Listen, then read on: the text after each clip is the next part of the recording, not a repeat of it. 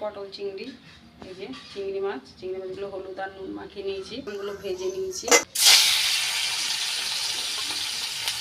তুলে নেব। এবার একটুখানি গোটা জিরে, একটা আলু দিয়ে দেবো, কেটে রাখা টমেটোটা।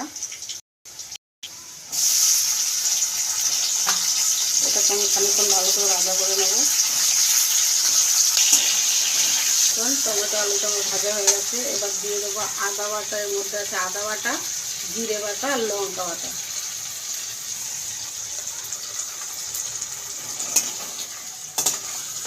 দিয়ে দিচ্ছি লবণ, 1 চামচ হলুদ।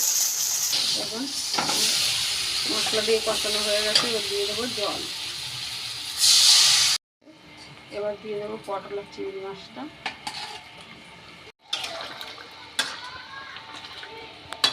বাবা